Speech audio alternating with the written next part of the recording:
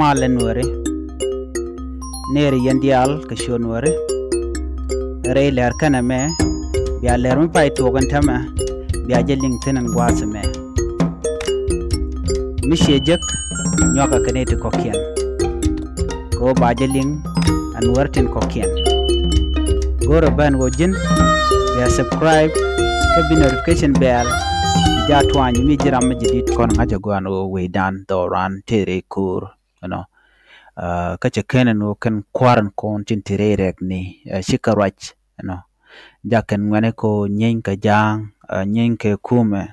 ka bit kare wich ka juba bit kare wino kon te gatin roine ne de tot to tell power to tell wang kene de kontin kwet ke kume kir kume jana kwet ke jadwer bane tin konan kula te ka longan gwe kene ka nuaren kwa rim no le cham kene de konan biniken tel malar kene so angui kon ma kon wore ala kwar miche kana che jawana na te ne ga che jaling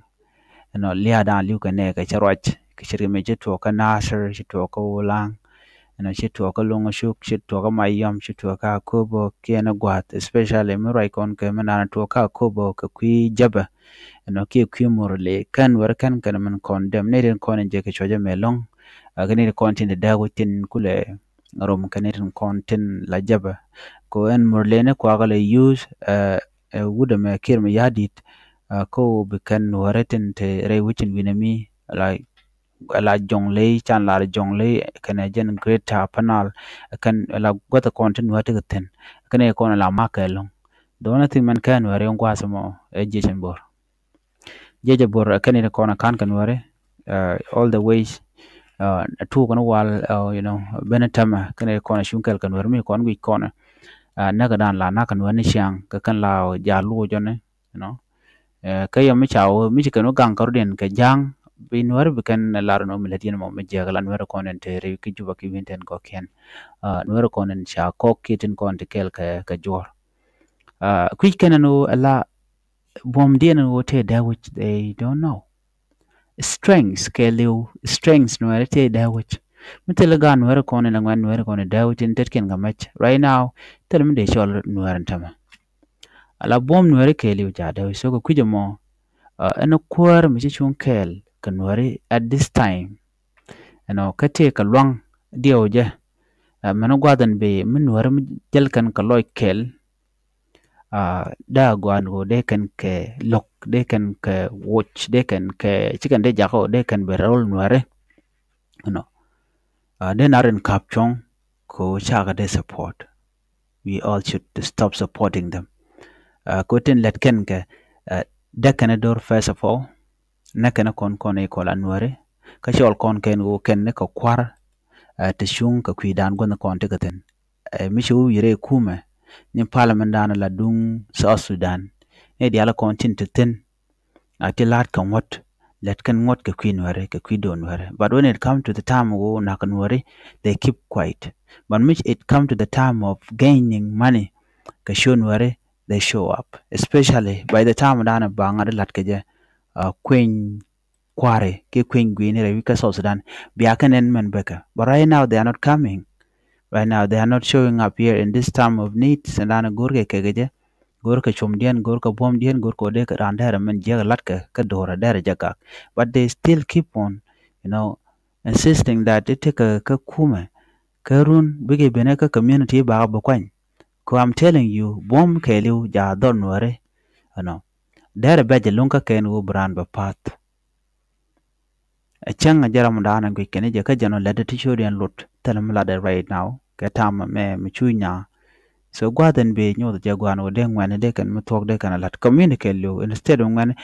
community kelu community no dan kelu kor jano de kan shunkel ka do brand de ni de ti lat ke jekti te kan wore de ka gwit kwang tulwal gorje an wo de konchong gorje an wo de naren kapchong chaka de support de konchong alanna itnath we should stop supporting this leader Rishan wari chaka gorno dong de kan galing So they na do dan kebala nuer kon dial.